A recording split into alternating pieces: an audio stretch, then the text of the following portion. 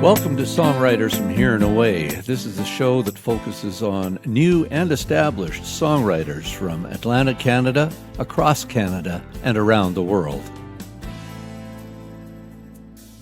Hello, and thanks for tuning into the show. My name is Robert Campbell. This week I've got an interview that I did with Annie and Rod Capps. This couple lives down in the States, and we had a chat over Zoom. Annie Capps is the main writer, and Rod is the guitar player and support and partner for Annie. They have about 10 albums or something out now, and they have a new release which we'll play some songs from, as well as they'll play live. If you're listening to this on the radio, then be aware that there is a longer version of this show, more than an hour, on the podcast platforms of your choice. So look up Songwriters from Here and Away on your favorite podcaster. Or get to our website, sfhaa.ca.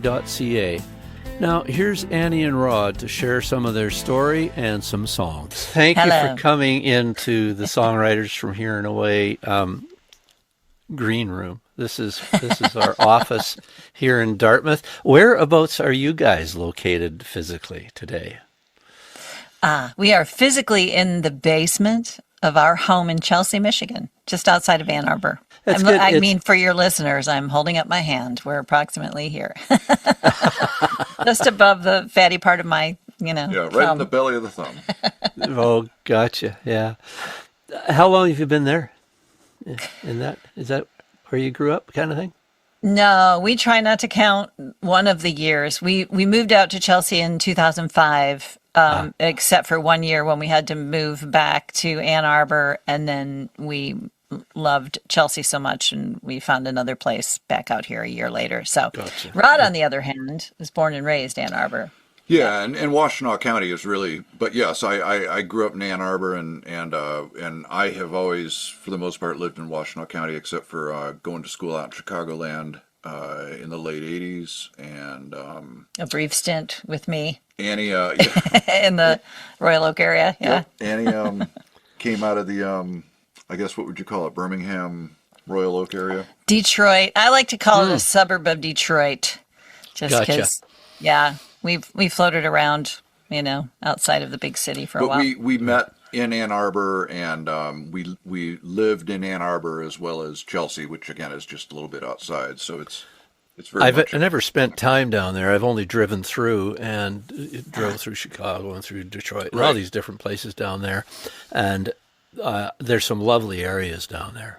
Really. Remind me where you are. We're in Dartmouth, Nova Scotia, Halifax. So we are on the other side of, Maine. Yeah. Nice. Is that 15, 16 hours, or you think you get down to Detroit, or 17, 18 hours? To get to your place, it's going to be about 28. So wow, it's a haul to get over to your house. Yeah, that sounds. Like I don't know. It's a bit of a haul. Yeah. But it's great. You guys have been playing and writing and working together for that long and more, I guess, eh? Oh, yeah. We started, theoretically we started in the 80s, but we probably really kicked off what we're doing now in the late 90s. After we got married and got ourselves over the cover band. Right. So you had a lot of cover band experience as well, a lot of songwriters do. I think it's a valuable place to learn some of the craft by osmosis. Indeed. Yeah. We very much, and some of your, actually a fair amount of your songwriting will hark back to some of that. And the fact that we wanted to be rock stars. We were very much rock and rollers when we were met, and we played in different iterations of those types of original bands that would get 13 or 14 tunes together and do 4 gigs and sort of self-destruct, and once the pictures were once you printed posters. Yes, exactly. About a week and later, had the photo shoot. Yeah, exactly. Built the website. Oh man, I mean, people. We had jackets in one iteration of it all, and well, that's not funny. I know. Anyways, long and short is, it was good. It was good for craft, and it was good fodder for songwriting, and we made it through on the other side, and we get to play with similar intensities. I actually think an acoustic instrument is more dynamic in a lot of ways than guitars and drums, which sort of hit their own compression after a while, and the gigs are a lot earlier. Yeah, right. We're home and in bed before a lot of our gigs used to start, remember? Right. Yes, I'm all too familiar with that, and that's okay by me.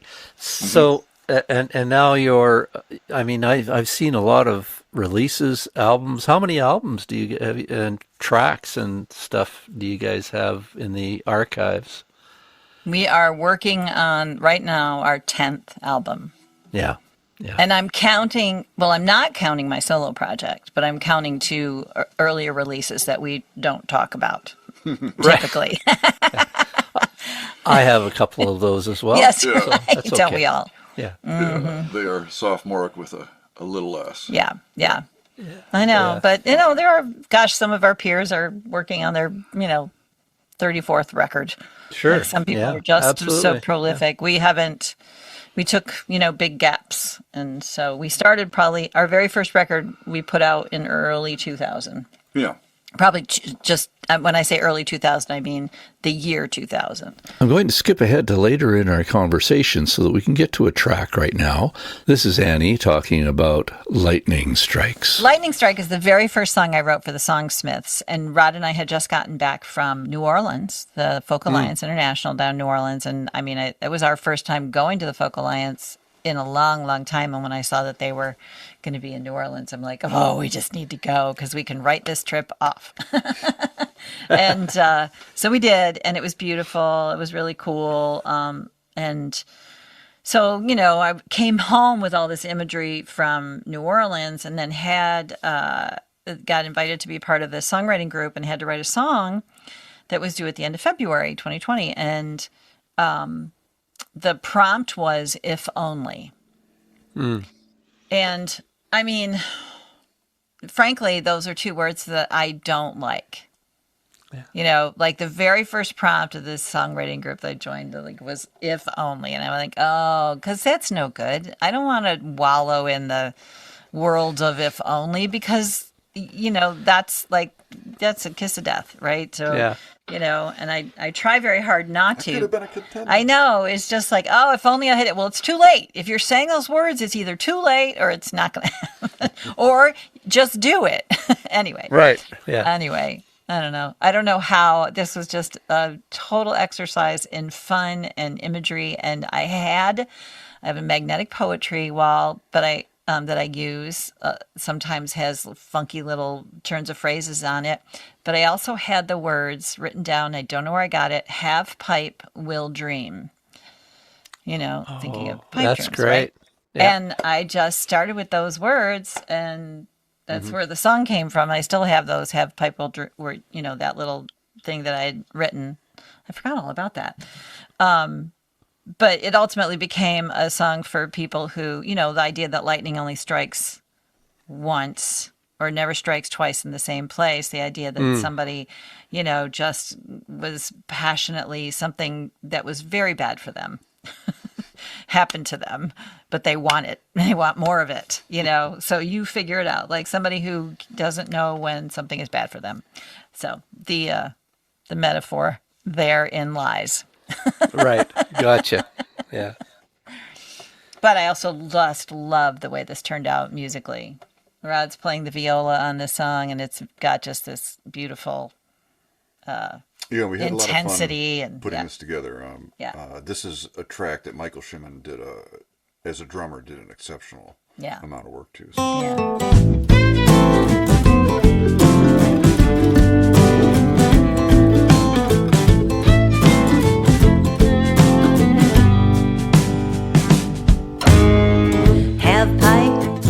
We'll dream, drop another coin in the slot machine.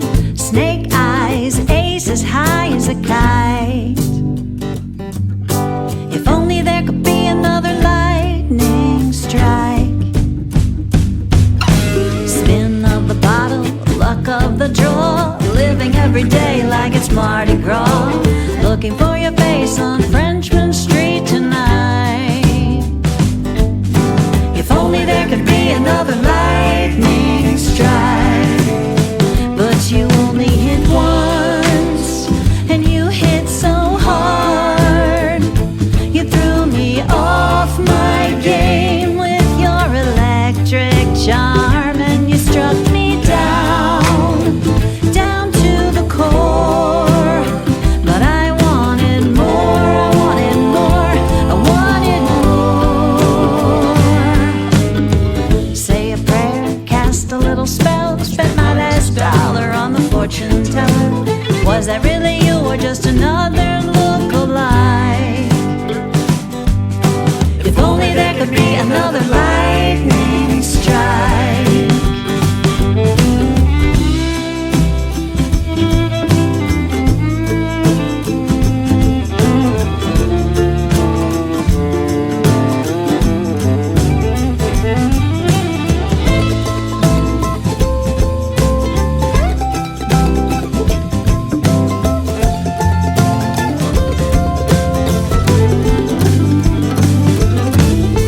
Whiskey neat, one in each hand, refilled my prescription with the holy man. Whatever it takes to forget what you felt like, 'cause you only hit once, and you hit so hard, you threw me off my game with your electric charm, and you struck me down, down to the core. But I wanted more.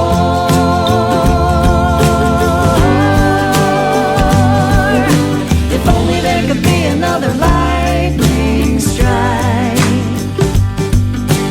looking for your face on Frenchman Street tonight. Was that really you or just another look-alike? If only there could be another lightning strike. Yeah, and I think as we played with different people and we encountered different groups of folks and things like that, the collections of songs grew and got to the point where you could pick and choose. And Yeah, I'll tell you something though. Just I become don't. a very comfortable process. That's what I wanted to. Right. But yeah. we did not have a lot of recording studio experience. And our very first record that we made in we had a 900 square foot little ranch house in Ann Arbor. In the middle bedroom, there were 3 bedrooms, next to each other. In the middle bedroom, that was probably 9 by 9, was what we called the office. And we made a little studio out of it. And a friend of ours sold us a cheap version of Pro Tools.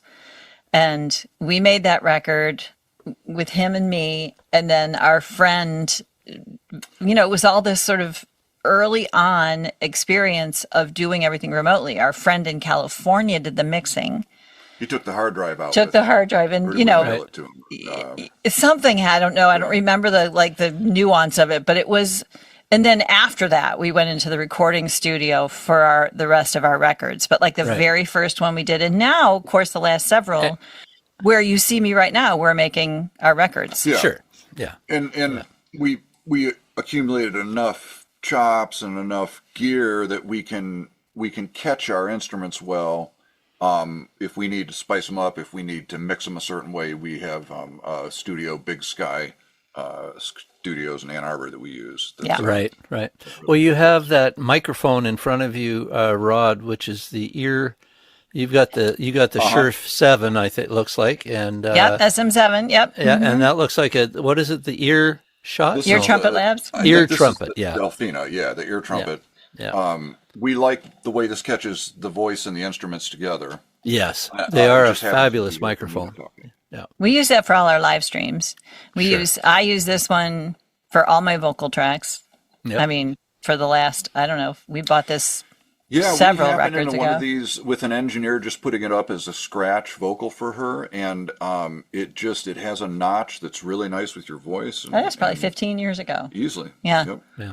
Amazing. Yeah. Not that you don't sound good in other mics, but it certainly, again, feels true to me.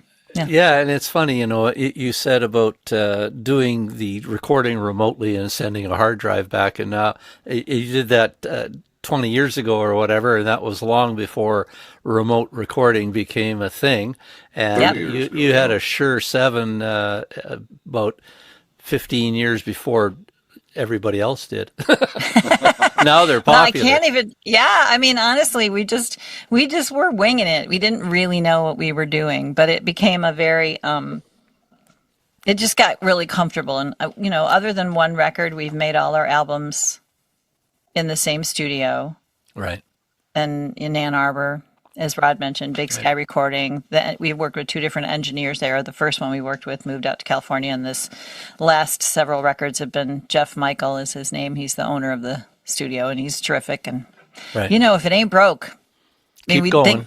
Right. Now my all female record, my solo project, I did with out in Grand Rapids. Kalamazoo, with a different engineer because Jeff's a boy. And I wasn't letting any boys work on that record. Right. That would be the definition of an all-female record. Yeah. Okay. I get it. Yeah. And so the process is pretty organic for you guys. And I've heard a number of tracks, not all of them, of course, but I've found that you've got your sound, you've got some great lyrics and some great writing going on. And you've done really well, I think, in your region and otherwise. Have you been touring a lot?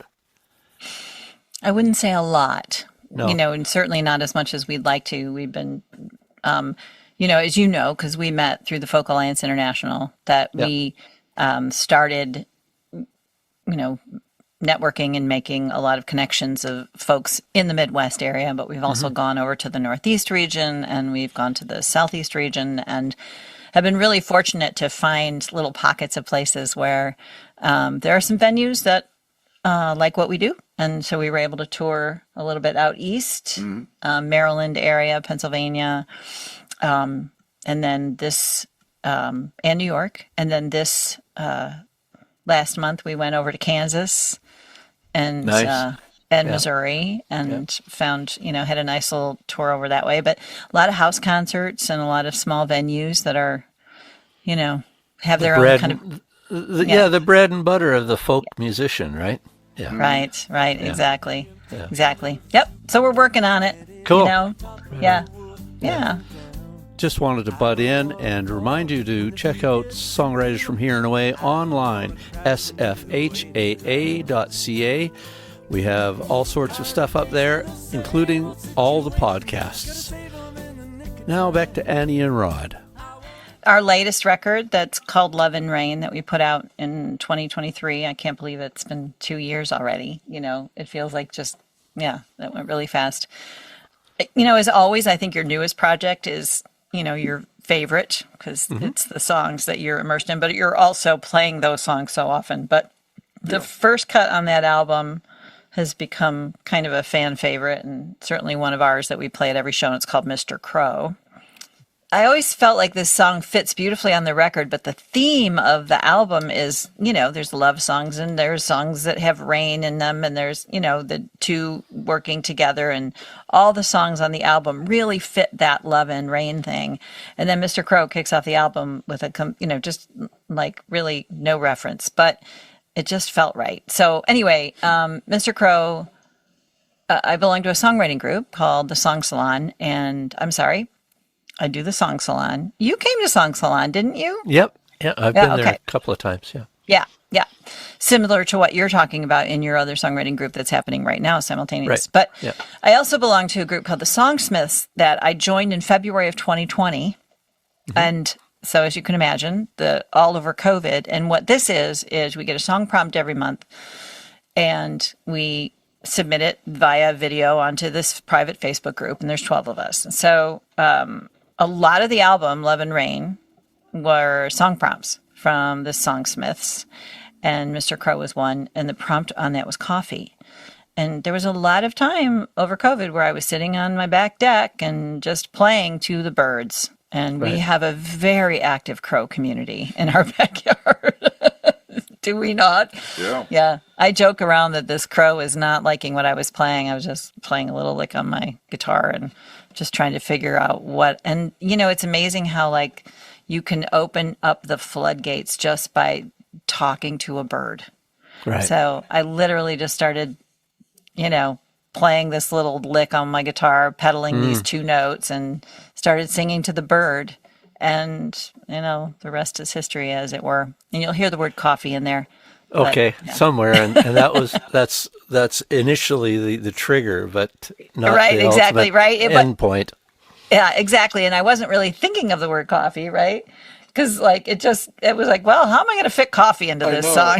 I think what you're pointing out is to me so hilarious about these is that the prompt is sometimes like sidled up to totally sideways. I mean, it's come at from such an odd angle. It's not necessarily the forethought of the writing, Right. and so it's really cool to see. Yeah. Nice. Mr. Crow, I know you've got something to say to me.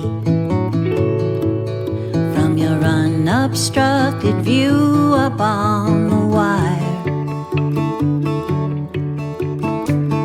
When I was a bird, it's true, I saw some things. When I was a bird, the world had wings. But here I am now, just a simple human creature with these simple human eyes. Can't see what's right in front of me.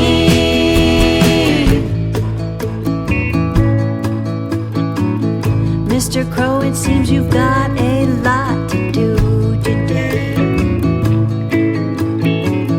Cleaning up the kill out on the road. When I was a bird, I didn't care much for the feast. When I was a bird, I headed east. But here I am now, just a simple human creature with these simple human desires. Should I be aiming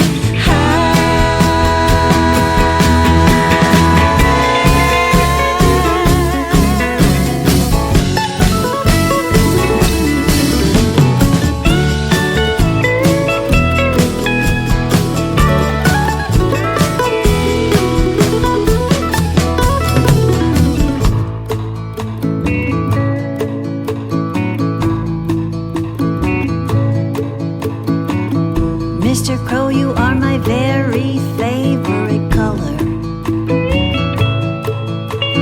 Darker than the coffee in my humble little cup. When I was a bird, you could say I envied you.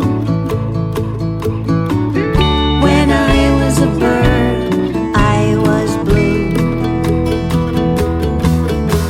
But here I am now, just a simple human creature with this simple human skin made me blind and a little bit unkind to a world beyond mine. I should be aiming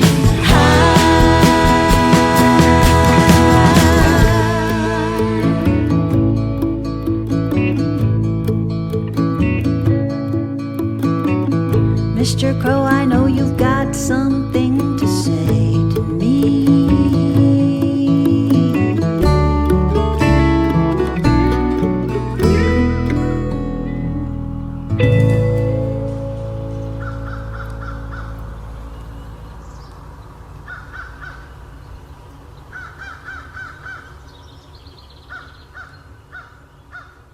Crows are so intelligent. I've seen some amazing stories.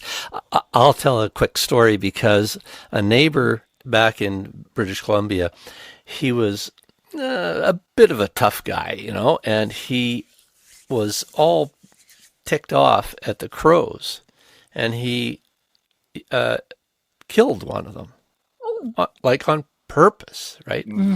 And all the crows ended up congregating on his house in mourning for days, weeks. And they would crap on his truck relentlessly. and I swear it was just the best. No, that is entirely Honest to God. valid.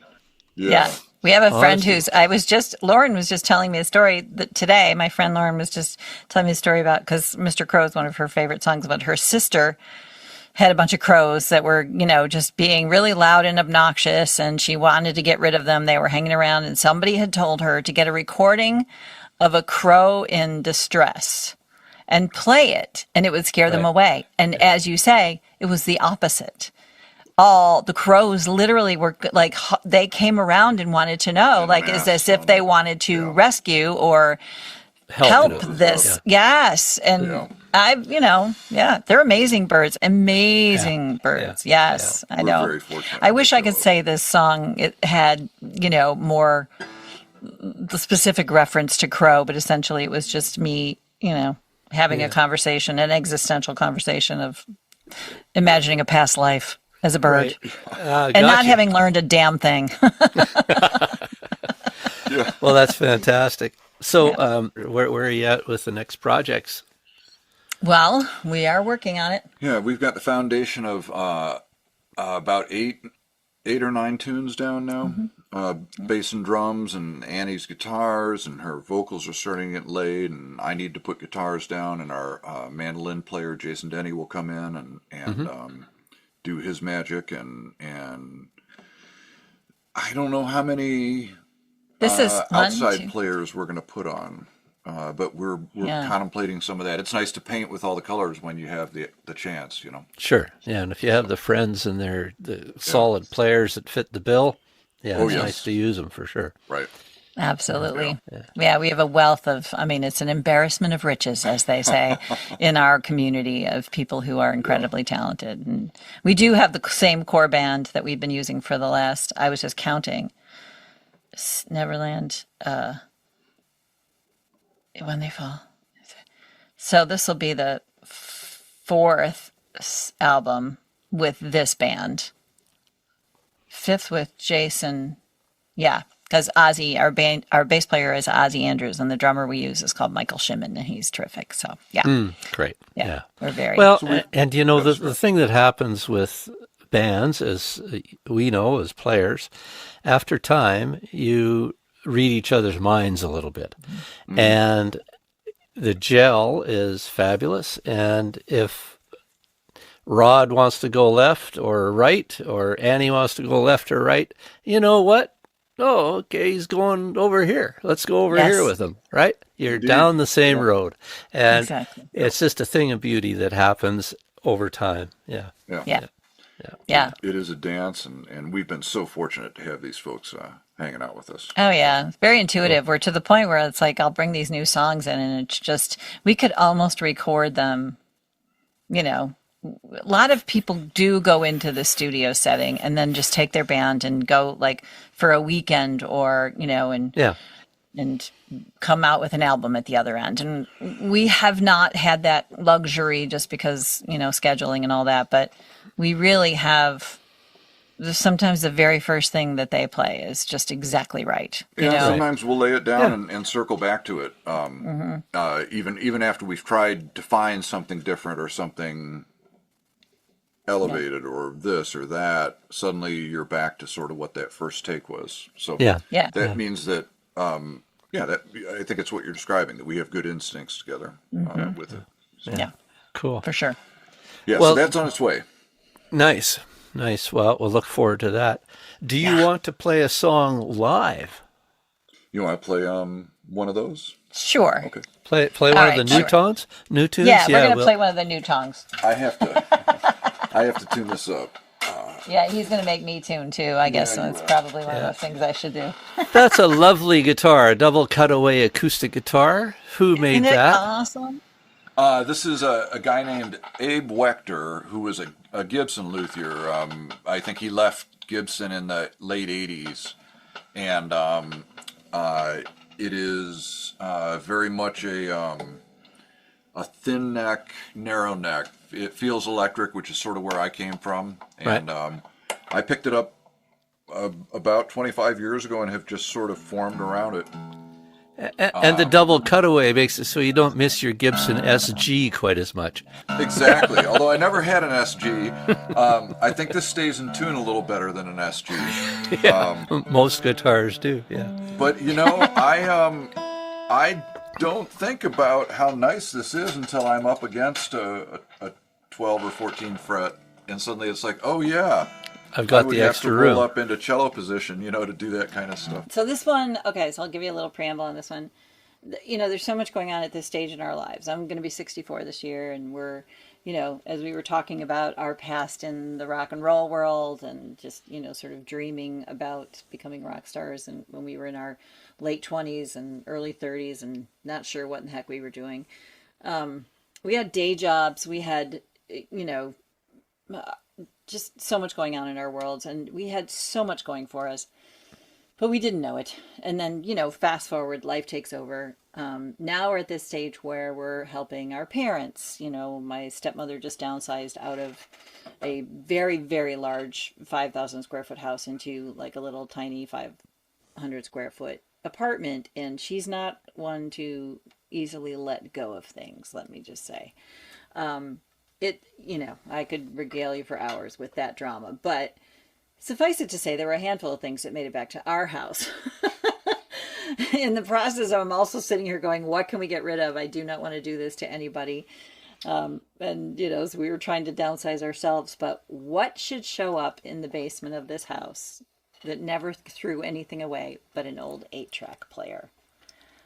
And I'm like, oh, God, this is the coolest thing. Okay, I'll bring this home. This will be the one thing I bring back to the house that Rod will be glad I brought. So I just got it on the bench. I haven't cracked it open yet, but I can verify that it is 1973 nicotine sticky. Yeah, right. You know, Nicotine sticky. It is an old piece of gear. So we're not doing Torch, are we? Oh, no. We decided Okay, out of I'm mine. ready. Okay. Yeah, go ahead. 1, 2, 3.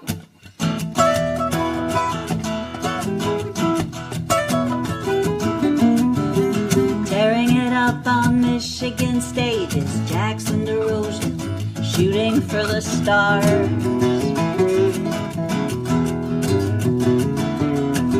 Back then our days belonged to the 9-to-5 bosses to pay the bills, but the nights were all ours.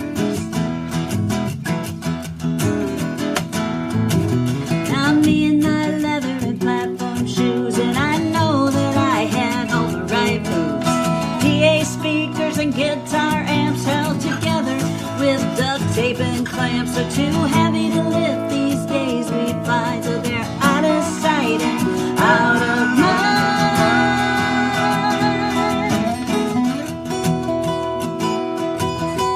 We picked up this rug from Sears for $100, 100 years ago.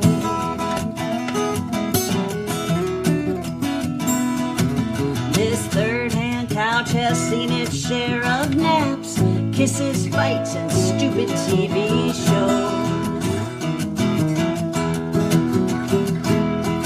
Now there's a great big dumpster in the drive with the remnants of our changing lives. Broken lamps, an 8-track player, an old bookcase beyond repair. No regrets or old lang syne, just out of sight and out of mind.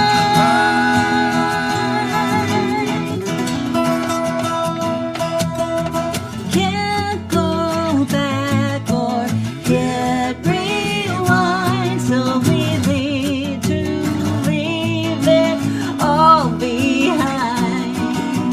Now you see it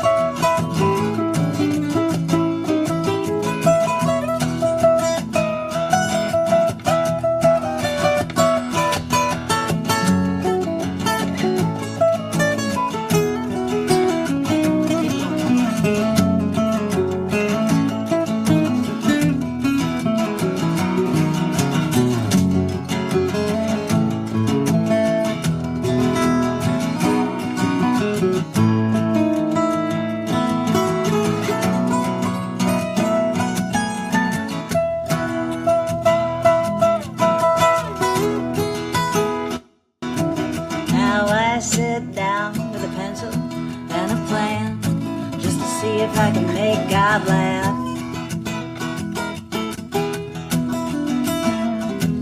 Well, the hours tick away, and all I've got is a couple of chords in my epitaph. Well, the words don't come so easily these days. I'm sick of my own feelings. All I'm trying to do is move a heart or two, and it's got a groove. But always do my best, so I'm not out of sight or out of mind.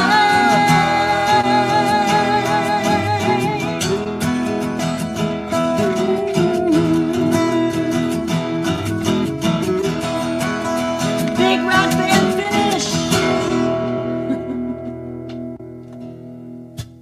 That sounds wonderful. Be the rocker. It is definitely the That will be rocker. That will be full production. I've already heard the rhythm tracks, and they crush. So, yeah. Cool. I know, boy, we could have actually. No, we couldn't have done We that. could have played along with them. Yeah, we could have No, played we'll not. Yeah, spun the rhythm beds. You want to do something Yeah, else right. while we're here? You want to do the one that I thought we were going to do? Oh. Do we have room for two? You have room for 4 if you want. It's what I do with this is just so you know is I create a 1-hour show. Or whatever. Right, and so you just kind of go through and decide what you. Yeah. Well, and the podcast I take even more of it if I want it. I said, I just need little hints. This is brand new, and you know how they always go. Like the ones that you like the most are the ones that are right out of the gate. Yes. So, well, I say that while we're talking about all these songs from our last album that we're still having so much fun playing. But, how are you doing a lot of writing these days, Robert?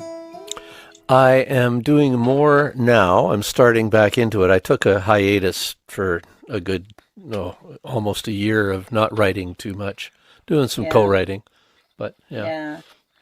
I remember getting- really appreciating your writing. It's been a while since I've heard any of it, but and I just asked because you can appreciate, I would imagine, like, especially after 10 albums, you have, and then there's a whole bunch of songs that we haven't recorded yet. And when you go to make your set list, when we go to play shows, right, we don't, it's hard to pick.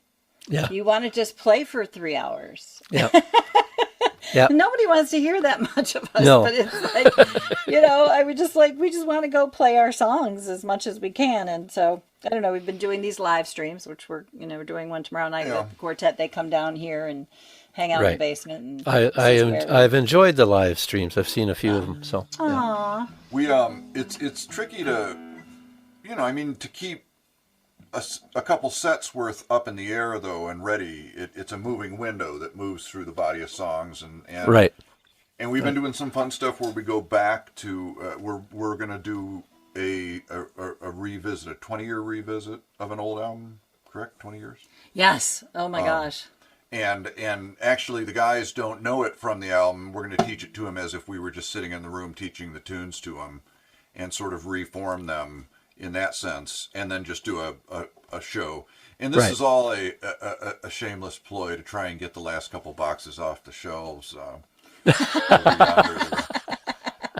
Oh, yeah. good Lord, they've been hanging around forever. If I Yeah. turn the camera around, you'll see what. Yeah. Yeah. It's The not. inventory. Hello, we should Yeah. write an inventory song. I'm looking at 50 or 75 CDs right over there, so I understand. And they're not different. They're all one CD. This is a spot where I get to do a shameless plug and say, come on over to Nova Scotia. Check out what we're doing here. We've got live concerts, workshops. We also have online workshops. We have another one coming up in the fall, and we'd love to see you. So check out sfhaa.ca. And please do like, follow, and share not only our pages and places, but all these artists. Check them out. And speaking of which, the website for Annie and Rod Caps is just that, Annie, ANNIE, and Rod Caps, CAPPS.com. Back to the show. The songwriting process is always a mystery to most of us, in a sense. I find it's a lot of hard work at times. Where do you guys write as a duo in the same room sometimes, or do you one of you create, do the other not really create? I write the songs, I write the Sure. melodies, I write the the words and the chords. Right. He frequently will suggest alternatives, or if I get stuck and I'm like tired of this whatever I'm working on, he's made Right. some really great arrangement suggestions. But I never consider a song finished until Rod has come in and done his dance on them, which is Sure. Yeah, I joke on stage that she writes the songs and the checks, and and that I keep the guitar packed, and I get to color around the edges, and Right. I always think of what we do as oftentimes I get to make the capital letters have a flourish to them, or muscle up a hook Right. under a passage to bring the chorus, Sure. lift the chorus up, or things like that. Right.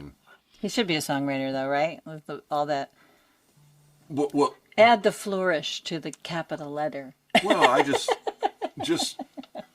Yeah. somebody said you do lots of curly cues, and I think that works well, especially acoustically, Yeah. in the way we put things together. So I try and serve the song, and I don't want to say flesh it out because it's not skeletal when you play it by yourself. But I think I help you couch the performance of it in a certain way, and since we get to do it together, that's what we gravitate to, Right. Right. So, And 90% of the songs that I write always have an instrumental solo, and always have space for that piece so of I it. certainly get to compose there. Yeah. Yeah. Whether it's setting aside for improvisation or doing something scripted or what have you. Right. Yeah. I get plenty of leeway in that.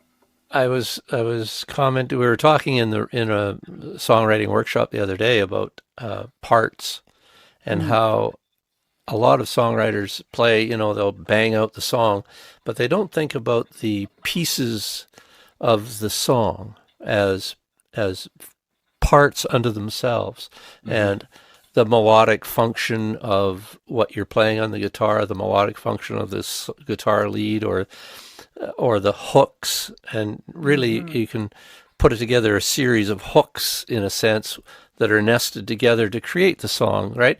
And that ear that you would have for that is very valuable. And of course nowadays a lot of the contemporary stuff, the producers, which you would be in that case, I guess, in a sense, they're part of the songwriting team, right?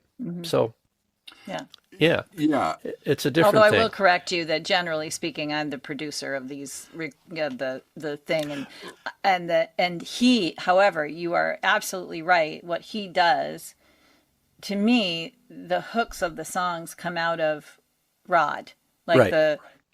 specifically those instrumental hooks. You're singing those melodies. I'm singing those solos the way we used to sing. Our old favorite Jimi Hendrix solos, Right. I mean, yeah. I don't know why I said Jimi Hendrix. It just I know. Now you got me thinking. We were just talking about Driving South by Hendrix on the live BBC. It's got to be the quintessential cut of his. But anyways, honey, it's just another facet, a dimension that's getting added to it, and Sure. and, Yeah. I think it sparks back and forth. I'll hear these things just sort of burbling up out of the ether around the house, and she'll sit down and say, "Want to hear a song?" and it'll be in some stage. It'll go off the burner. Some go away for a year and come back. It's or 10. sort. Yeah, Right. it's sort of a. You know just that. a constant stream of things, and there's a point where it starts to be something that's looking like we're going to perform it, and the two of us sort of get it to a point, and then the band will come in or not. Oftentimes we're learning how to do it with the band and as a duo at the same time. So Right. sometimes the parts are pretty fluid. You know, I'll play may not settle in for a while. Like that song we just played, I'm still looking for a few things there. Sure. Sure. Yeah. You know. Yeah. And that's where the recordings come in too, because you get he'll sit here in the basement with the recordings, the tracks that we've made, and play along with them. And he and Jason, our mandolin player, frequently play off of each other. And Right. so ultimately what ends up happening is that you play, finally you get something that you really like, and then that's what you learn. I Right. mean, you know, Robert, right? Yep. Like Yep. you've recorded and you might totally change the melody line, or Sure. I mean, I'm notorious for changing lyrics in the middle of making an album, but you know, that's Yeah. That has been the last thing we've done a couple times. Is one last little lyric change. oh Yeah. yeah, there's more. Well, and so when you sit down, do you sit down to write? Do you book time, or do you just writing all the time? How does it work for you? It has evolved a lot over the years. I have never been a sit down and write kind of person unless I have a thing that I'm working on. Like so often what'll happen for me is I'll pick up my guitar and just start noodling around. You know, this is lately. It used to be when I first started writing songs, I might be listening to the radio and typing away at my secretarial job. And then there's this little thing that you can do, Alt-Tab, that'll change your screen. So I frequently would have a whole song going in the background so that my boss came in, I just Alt-Tab and went back to whatever I was supposed to be working on. And then when he'd leave, I'd turn around and go back to... And I would write entire song lyrics, a couple of which are on this 20-year-old album, while I'm, you know, at work, because this rhythm happens and then suddenly... You know, the radio, when I listen to music, I'm very, very inspired, and it's hard for me to not want to just turn it off and go write a song. And Right. it would sound almost as if like now that's the thing that I'm going to write, but it never ever sounds like what I was just listening to. It's just that kind of, now you've got like something that's processing in your brain, and this songwriting group again has been a thing for me where now I have to be deliberate. Do you have one more tune that you might want to talk about that I could play for the folks? Let's go ahead and do When They Fall. I mean, these are all pretty edgy songs that we're sharing with you for this. Oh, I've heard When They Fall. That's the first thing. If you go to our YouTube channel, it's the first thing that it starts playing automatically, which I feel bad about because I keep meaning to change that and I forgot how. They have people for I that. have to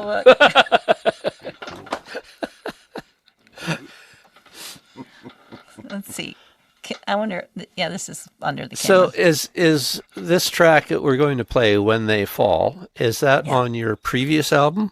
Yes, it's the title track of the previous album. Yeah, in fact, it's. Yeah. I think I don't. I mean, again, I don't know how much I want to say about this song, other than I just was so these two. When I say these two, I mean Rod and Jason. There's so much about this song musically that I love so much. The harmonics that he gets on the guitar, the intricate instrumental lines that he and our mandolin player orchestrated throughout this song, and the dynamics of it. It's just one of those that has a lot of, to me, it feels really emotional and really captured the emotion of what we feel about this song. And of course, we had the video out there that I filmed. It was inspired essentially by the city of Detroit, because it's my closest big city, but it really could speak to any large city that's going through, you know, its growing pains and the gentrification and the folks that get left behind who were there in the, you know, all along, but are not reaping the benefits of the growth.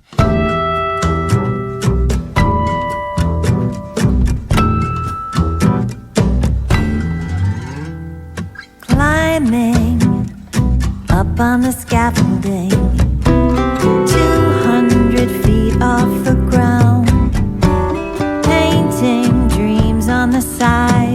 building, but don't ever look down. Sparrows, deserted playground. Stories burst at the seams, wide open, closed to the public, on display for no one to see. The city is sleepwalking, having a ball. Denizens hide in the shadows while the kids from the burbs do the pub crawl. And there's nobody looking when they fall.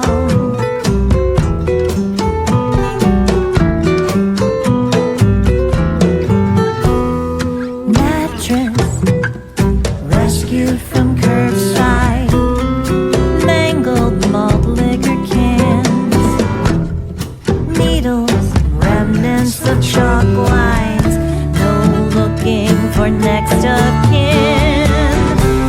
The city is sleepwalking, having a ball. Denizens hide in the shadows while the kids from the burbs do the pub crawl. And there's nobody looking when they fall.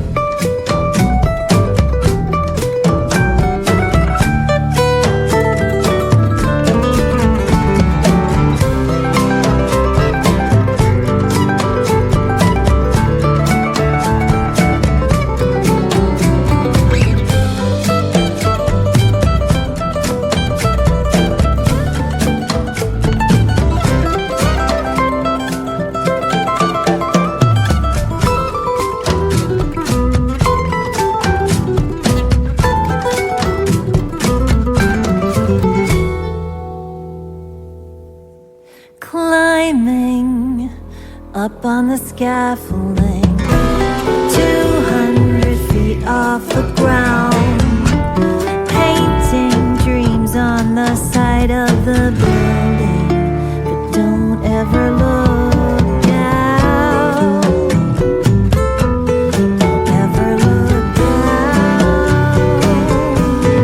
Never look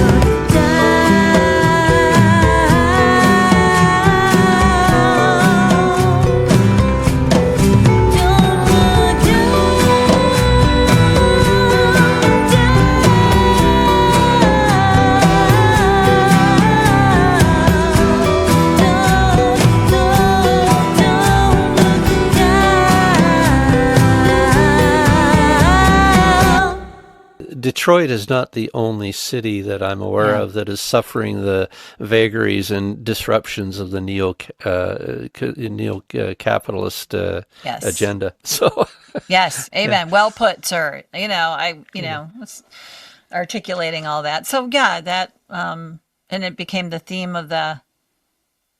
Well, keep this part in or not, but I remember very specifically I belonged to a group called the Yellow Room Gang, which may or may not Right. be familiar to you, but 8 songwriters, Jan, Christian Beiser, part of that, David Temulevich, Michael Huff, David Barrett, and Kitty Donahoe, and Matt Watroba. I think I got everybody.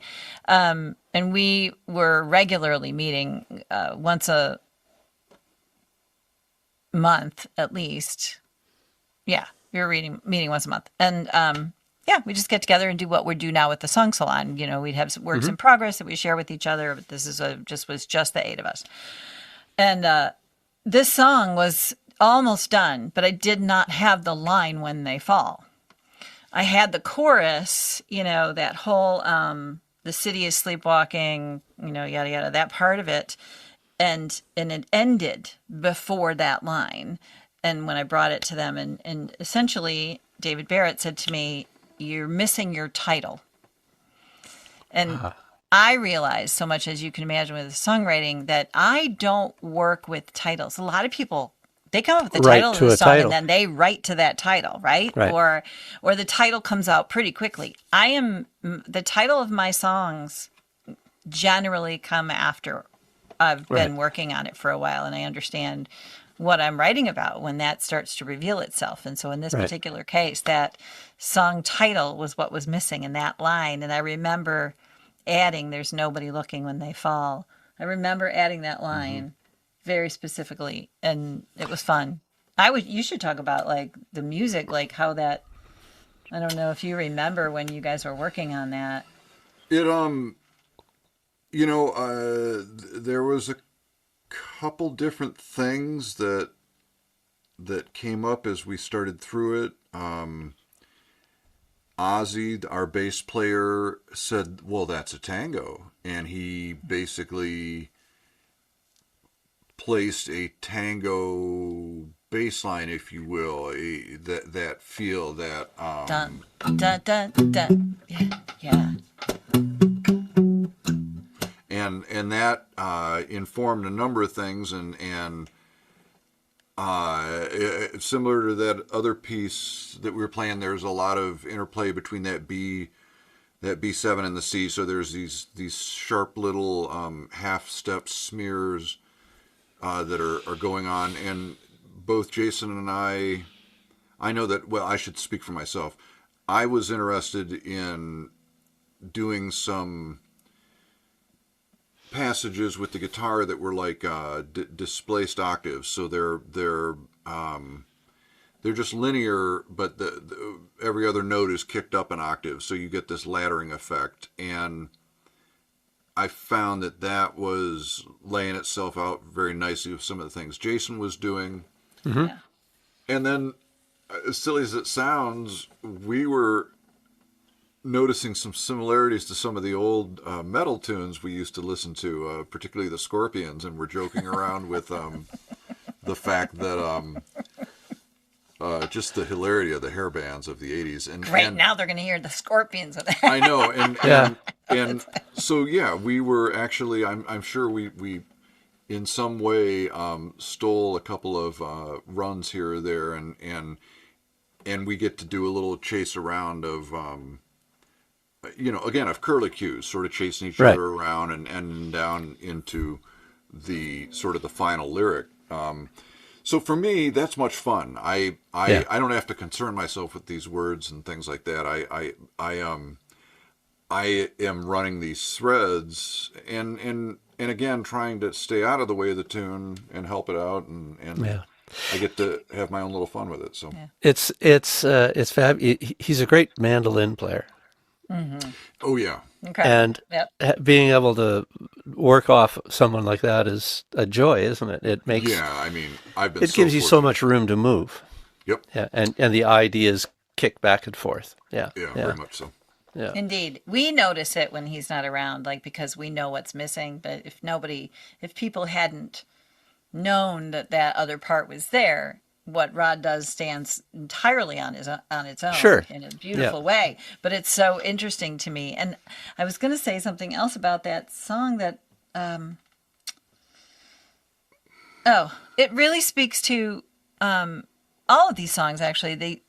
I guess so. We have this little phrase, this songs about broken things and poignant little ponderings, delivered with a rootsy vibe, a touch of twang, and a soulful groove. And this was something that was given to us years ago by our friend Whit Hill, who wrote a little bit of a review about something. And of course, we paraphrased and played off of it. But the idea that I'm always writing about broken things, it's like, so there's always, whether it's people, whatever, something that's not, my brain, I think we're always kind of like, yeah, I'm attracted to things that are broken, Well- and that feel like they're not given and that need a voice or something. I don't know. Yeah. Yeah, and you're digging around the edges of the hope that's there too, though. Yeah, I try. Yeah. Right. For sure. I always feel Yeah. a spin even in the darkest. I want people to have to come back and hear something new. Like when I write a song, I don't feel like it's complete unless there's like you can listen to it multiple times and get something new out of it. Yeah. You know, Subtext and yeah. absolutely, Yeah. absolutely. Or find your own meaning too, because that's, you know, as you know, we don't get to have a conversation about our songs before somebody might listen to them at some point, you know, Right. unless we're doing a performance. And even in that case, like you're not going to have this kind of conversations. When I do the songwriter meetups and some of these chats and mentoring or whatever, one of the things that you don't want people to do is tell you what the song is about before you Yes. hear it. At least I don't, right? Yeah, and same. and definitely at these songwriter nights and stuff, just let us hear the song and tell us about the song, but not what the song's about, Right. right? Which two different things, and Yes. it's a very fine line to walk, and it can detract when you can't make up your own mind what the song is about, right? Right. Because the listener has so much more. They have their own intelligence engine sitting in the back, listening and creating scenarios and building the image that they're listening to, right? And expanding on the image that you're creating as a songwriter. So yeah, it's lovely, and I found that with all the songs, you're right. You have a depth to the lyric, which is really nice. Yeah, yeah. Thank I think it's important. I agree, and to your point, we've talked frequently that people who are listening to your songs are bringing their own history and their own baggage and their own perspectives, and you know everything that informed how their brain hears something, you know, to their song. So no matter what you are writing about, you're not necessarily. I mean, people might be curious. There are people that certainly go, what was that song about? Or like, you know, who were you thinking about when you wrote that song? Or, you know, that kind of Is that thing. one about me? Yeah. Rod, I keep telling him they're all about me. Yeah. I mean, he makes an appearance once in a while. But for the most part, they're all about me. Because that's all I know how to write about. I know. Anytime I've tried to write about anything that I couldn't like personally feel something to, like, you know, just even this song in particular, one of the things that one of the exercises I used with it is just few words, right? Like not a bunch of, like, which is, as you, the antithesis of the last song we played that has a lot of words, and but also just having the opportunity to kind of paint a picture and a mood. Like we all, like, there's nothing, these are all very specific things. The furniture that's in the room, right? And the candles and the couch and the storm and the lightning and the windows and, you know, even the roof and the key and the kite, all of those things. It's very tactile, you know, but to me, it's all metaphor.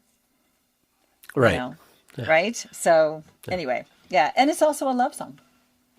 So it is. So it is about you, Rod. See? Possibly, yeah. There you go. I'm at least I'm in the running now. It could be one of the cats. It could be a sibling. It could be a concept. Yeah. I don't know.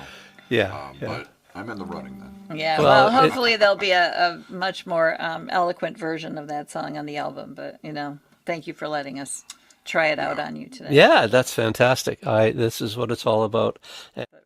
Friends of mine, Jan Christ and Jim Beiser, with whom Rod and I are in a band called Diamonds in the Rust. Yes. And also Jan's husband, Alan Finkbeiner.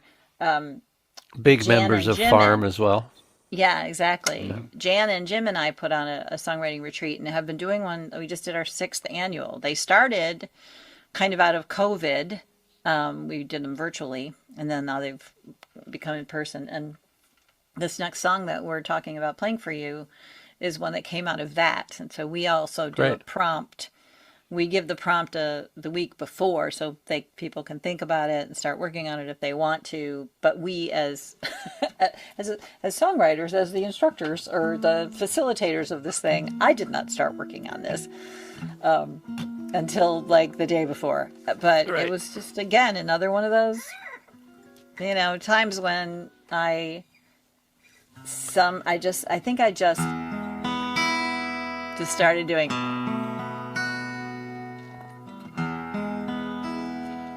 And I'd say this because I don't ever do that.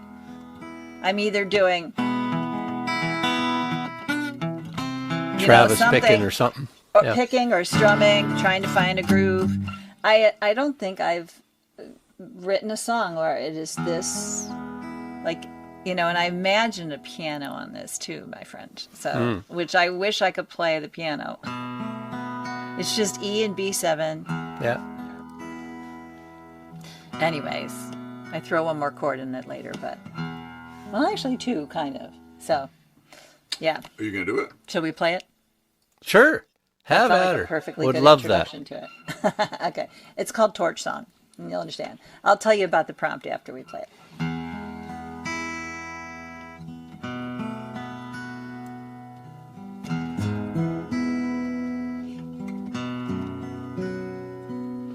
Brilliant, flashing, flickering, crashing, the whole house lit up and the power went out. You grabbed the candles and I found the matches and we hunkered down, curled up on the couch, a little uneasy as the window panes rattled with each thunderous clap. I couldn't help thinking sometimes it takes days for the light comes back. And I want you to know I'll always carry a torch for you.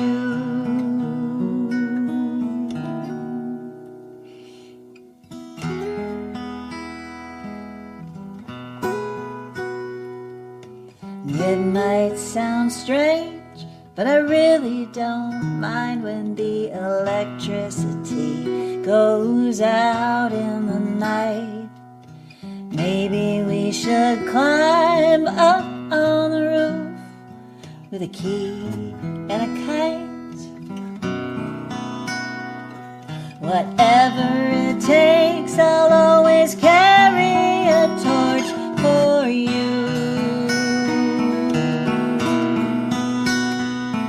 'Cause all of the times I let you way down, you pulled me up like a forklift from the ruins, dust off the debris, and tell me you love me and absolve my sins.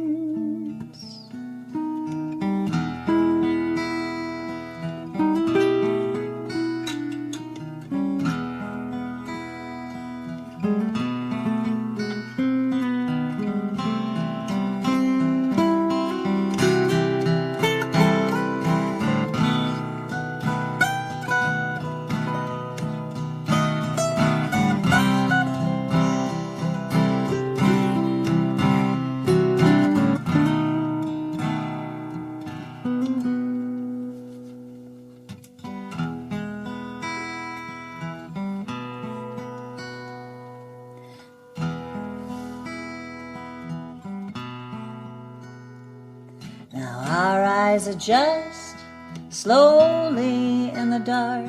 There's a shadow on your face cast by the flame. The storm isn't over, but we've got far too much skin in this game. So no matter what, I'll always carry a torch for you.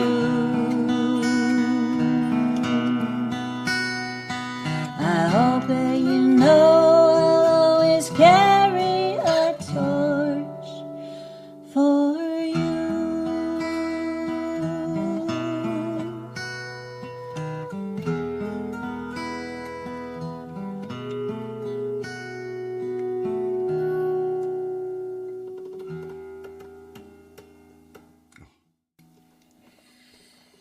So you came to Montreal for Folk Alliance and you won an award. Tell us about that award. And I know it doesn't have anything to do with Rod, so we'll just listen to you.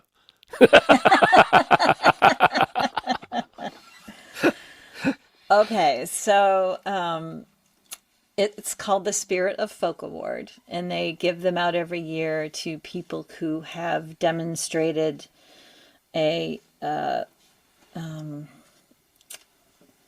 I don't like to use the word excellence because that's far from how I feel, but leadership, Commitment to craft. commitment to, well, yeah, I mean, it's a lot of things, but like in my case, I think it was kind of hyper, even though the woman who introduced me, who, described my successes and my worthiness of the award, was John Prine's wife, Right.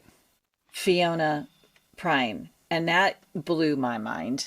I That couldn't doesn't suck. believe that doesn't suck. She actually went and researched me, like she wrote all that herself. But did a good she deep dive. did bring up the community aspect of making an album with 40 women, Right. and like kind of going after that, which was a something that was pretty awesome. It was done over COVID, and just the whole experience was really awesome. And but I think primarily my work with the Folk Alliance Region Midwest, in terms of the leadership, and we really, I certainly didn't do it alone, but I saw a need to lift that organization into a more productive and effective regional organization that is good for the people who attend it, the presenters and the artists, and a place where music industry professionals can actually really grow their careers. And it's difficult for me to talk about myself in these terms because I do struggle with the fact that there's an awful lot of people out there who are doing an awful lot of great work, and they don't ever get acknowledged. And Yep. basically, I just long for community, and I long to be part of something. And so if I can't find a place to join, then I'll just create it myself. Right. Yeah. That's a good way to put it. So you It's- build it, they will come. It's super important, and that's why I do the stuff that I do, for the same reason. Yeah. It feels right. And when you have those moments where the other day a 14-year-old kid got up on stage and said that he had been not doing well until he came in and sang at the venue where I was hosting an open mic. And this kid is now in the workshops with us, and he's playing and he's singing, and he's a different person, not because of me. I just gave him a key, right? I said, open the Right. door, man, go up and sing, right? Yeah. And the music, the songwriting, and this expression brings people together, and Yeah. you're a force to be reckoned with when that happens. It doesn't, and I get it. You don't feel that you did anything different than anybody else did, but we don't see the ripples. We don't see the wings of the butterfly, but we can see the effect. So there you go. The butterfly true. effect. I love that. And what you've done, when you say you opened a door, like I think that's a really you created a space, right? Yeah. And and any time we can create space for people to express themselves, and certainly in this, times when it's very difficult, and Yeah. especially young people that don't have an That's outlet for essential. that. Yeah. Absolutely. And and even for me, like it's popping into those Folk Alliance, farm, Folk Alliance Regional Midwest farm Yeah. events during COVID. It was, for me, I didn't do a lot, but I realized there was something there, right? Yeah. And it wasn't here, but I felt part of something very much so because of you and the people in the room. And it gave me something to be a part of when I wasn't a part of anything, Yeah. like you and so many others COVID hit, and we canceled the Europe tours and we canceled all that, and the world stopped, and it gave us something to hang on to. So we all need that something to hang on to, right? Yeah. I think it's really super important. And well, God bless you, girl. That's great. Oh, thank you. You deserve I it. know. Well, again, like I said, we are always, and I will continue to work to try and be worthy of the award, to the extent that it's something that, I'm passionate about, So are you active with Farm now? Are you doing much with them? I have been. Yeah. I haven't stopped.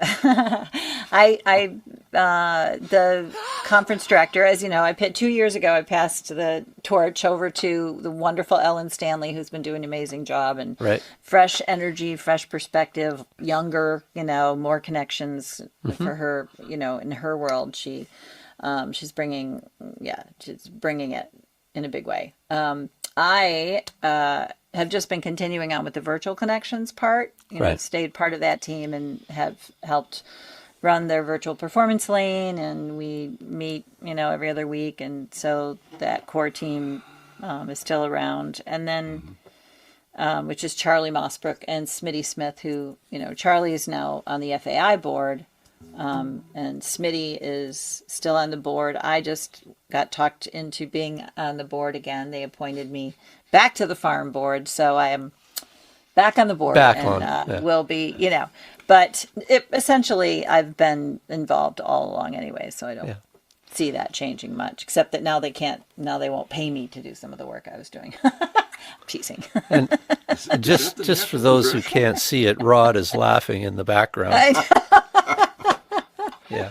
The background, I know, oh my God.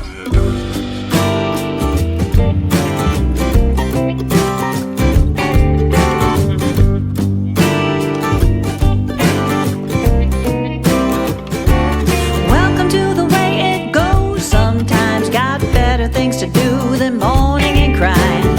Ask me how I'm doing and I might say fine when I'm not, but that's the way it goes sometimes.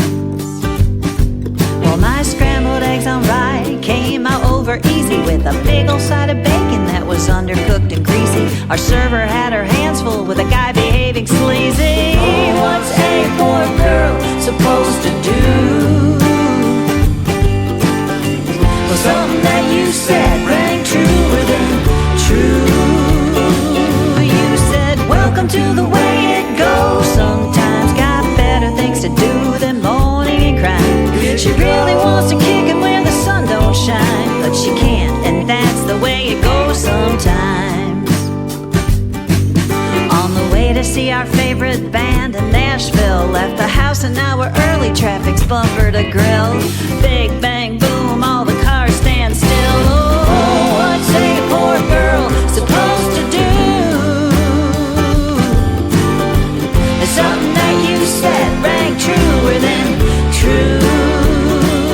You said, welcome to the way it goes. Sometimes got better things to do than moaning and crying. Maybe there's an answer past the exit sign. Maybe not, but that's the way it goes sometimes.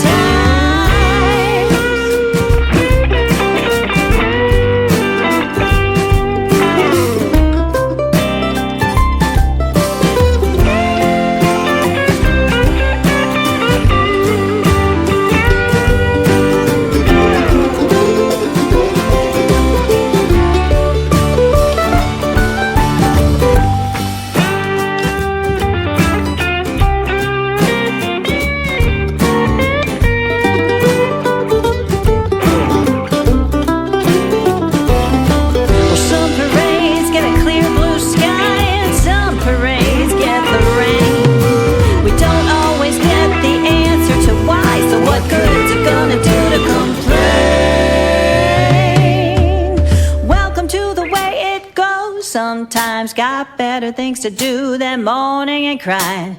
Maybe this'll be your turn to shine. Maybe not, but that's the way it goes. Welcome to the way it goes. Sometimes got better things to do than moaning and crying. Maybe this'll be your turn to shine, 'cause that's the way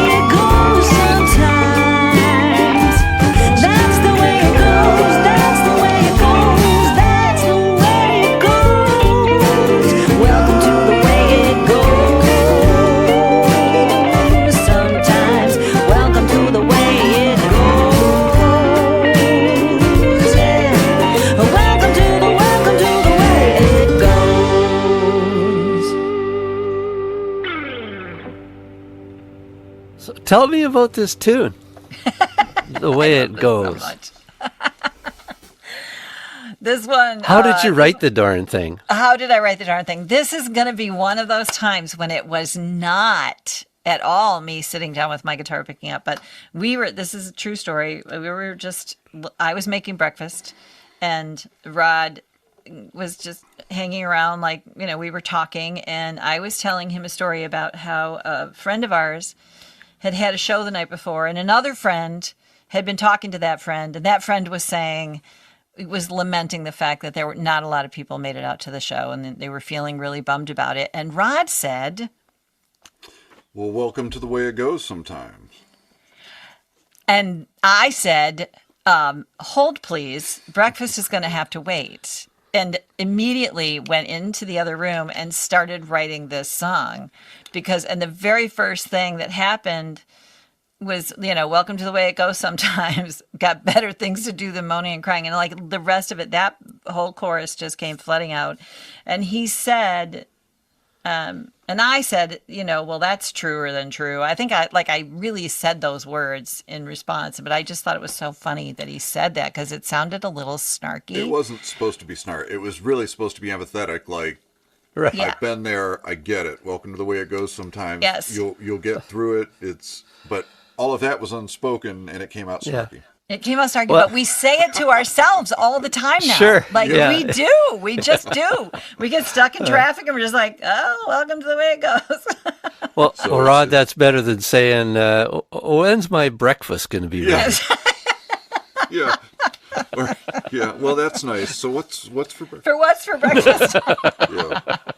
No, I Scrambled eggs on rye. do distinctly remember that, and that, anyone who spends time around songwriters will probably see those moments where they suddenly get the 1,000-yard stare, or the eyebrow goes up, and they're like, "Hang on," and or they're talking into their phone, what have you. Oh, yeah. When we started, it was always the little mini cassette recorder. That was Yes. the Yeah. constant companion. The I little know. Philips dictaphone. Indeed. Yep. Exactly. Yeah. Do you have those moments, though? Because, like, to me, that's something that doesn't happen. I mean, I hear lines and I'll write them down in a little notebook or something. But, like, the idea of, like, having something that somebody says immediately send me into my song, like, to sit down and start writing and have so much of a song that comes out of that is so rare. That does not happen for me. It doesn't happen a lot to me. It's happened a bit, and I often will get into my document. I'll get 8 lines, Yeah. and I just in my Google Doc the one that's about 89 pages right. now, right? And it will end up with some lines. Either it could be one word, it could be 10 words, or it could be 10 lines. But Yeah. so every once in a while you get this whole formed concept, and it's lovely when that happens. Yeah. I wanted to talk, if you don't mind, I want to talk a little bit about moving beyond. You're talking about your Google Doc, and I've been using a tool called Master Writer for Yes. Yeah. I know of it, decade. yeah. I had it when it was on a CD drive, and and I had to get you have to pay for it and install it into your computer, and Yeah. so everything was self-contained. And when it went online, it just became even that much better. And Yes. I love it so much because sometimes, most of my songs start on a scratch pad or in a notebook or, my napkin, wherever, I happen to be when the ideas are flowing. But once I get started, that gets moved into Master Writer, and then I can build from there. So And and it's great because those kind of tools, you can have a thesaurus at the ready and a rhyming dictionary at the ready, and it's all there, and tag in your work tapes to it and all that kind of Yes. stuff. Yeah. yeah, exactly. It's been great. I don't know what I would ever do if it was. I mean, I'd find a way, but I've become very dependent on it. I'm still in the 1990s. I just put a Google folder together for any co-writing situation that I get in. I would create the folder called Rod and Annie and Robert, and then put all the content in there and fill her Gotcha. up with whatever. Yeah. I've not done a lot of co-writing. I mean, No? very little, as a matter of fact. And I've always been a very solitary writer. You mentioned with him, it took me a long time to get comfortable working on songs, knowing that he was in the room next door or Right. walking around. I'm a very, I still try to tiptoe. yeah, I've got, Or separate myself. but it was great. It was actually good exercise because hopefully soon he'll be home more often again. So. It's a good thing that you dig around the edges of hope, and I really appreciate the music, and I really appreciate your time today. Thank you, Rod and Annie. Thank you. We will see you on the airwaves. I hope so. Yes, very nice to meet you, and thanks for having us. Thanks, Robert.